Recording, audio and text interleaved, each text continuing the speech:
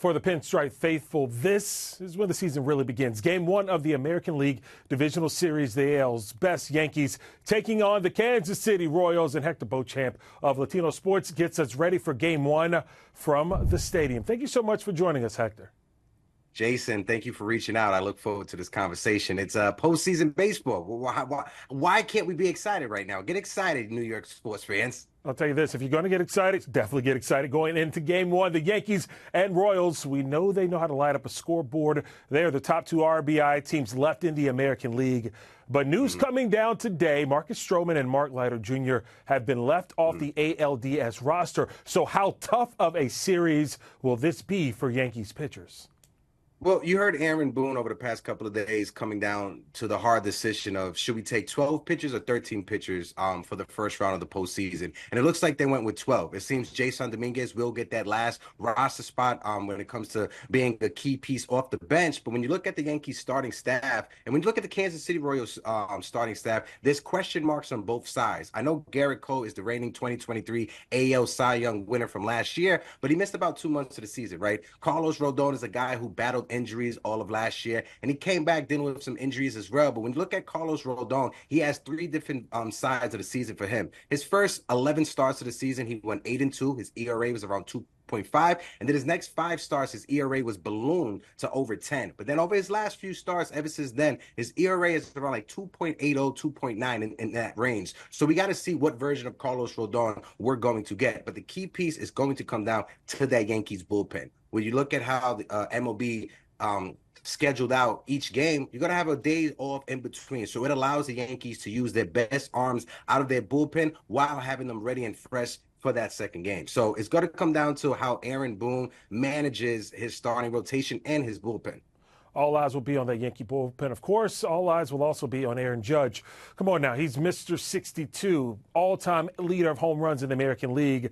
So a lot of fans know who he is, but this series will introduce a lot of casual fans to Kansas City Royal Bobby Whit Jr., a player many have in the AL MVP race along with Judge.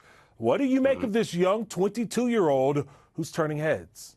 Well, when you look at the stats that are on the screen, a 332 batting average, 32 home runs, 109 RBIs, the big part of Bobby Witt's game is his defense and his speed, something that, when you look at the stat sheets on both teams, the Yankees and the Royals, it gives the Royals an edge. Bobby Witt Jr., if he gets on first base in a blink of an eye, he could be in scoring position, whether that be second base or whether that be third base because of his legs. I know the Yankees has some speed when it comes to Jazz Chisholm and Anthony Volpe, but when you look at the Kansas City Royals, they can hurt you if you allow a runner to get on base via an error, via a walk, or via giving up a base hit. So it's going to come down to the Yankees being on their P's and Q's against the Kansas City Royals. But when we talk about Bobby Witt, to me, I've been a big Bobby Witt fan over the past few seasons, dating back to when he was in the minor leagues, killing it. But Bobby Witt Jr. is the new face of baseball. He is this generation's version of Mike Trout. I don't want to put that much pressure on Bobby Witt Jr. because he's going into the stage that Mike Trout hardly been, and that's postseason baseball. And your story as a baseball all-star legend, it's written in the postseason, and Bobby Witt Jr. is trying to write his first part or his first chapter of his story today against the New York Yankees. I'll be honest, I didn't see much of the kid play because he played for the Royals, so I'm excited to see him play, especially on this stage in this city. Got to ask you a $500 million question, and that's lingering because of Juan Soto. He has an impending free agency coming up at the end of the season, and we can't question what he has meant to this Yankees clubhouse throughout this regular season. Soto, though, won a World Series back with the Nats back in 2019. So how important will his presence and his experience be for a franchise that is desperate, I repeat, desperate, to end a 15-year title drought? And if he does provide that leadership and another World Series championship, what will that then do to the cost to keep him in the Bronx? 2009, Jason, it seems so far ago, right? When you look at the 15 years between the last time the Yankees won a championship, I had hair on the top of my head. I don't have no hair right now on the top of my head, but Yankee fans desperately are looking for a title. right? The Yankee fans that I interact with on a daily on Yankees Twitter or when they come up on my podcast, that's the one thing they keep mentioning: 2009, 2009, 2009. If this was any other organization, if this was the Kansas City Royals, for instance, you see how we're playing the Royals, but if it was the Kansas City Royals and it was this amount of time between the last time they won a championship, but they're in the postseason every year, you would take that as a fan. But being a Yankee fan, being that we grew up watching the George M. Steinbrenner Yankees, we want to go into every season thinking that we have the ability to win a championship. And 15 years is quite a long time. And having Juan Soto, somebody who's been there and done that, you could have all the old legends, all the old greats of Yankees past, from the 90 teams, all the way from the 70s when they won a championship. You can have all those legends give as many motivational speeches as they want. But if you don't have a guy in your locker room who's been there and done that, a lot of players aren't going to respect that. And you see Juan Soto, not only does he get the respect from his teammates, but from his peers all across Major League Baseball. So having Juan Soto digging in with that Soto shuffle against the Kansas City Royals, I'm confident that the Yankees could go far in this postseason.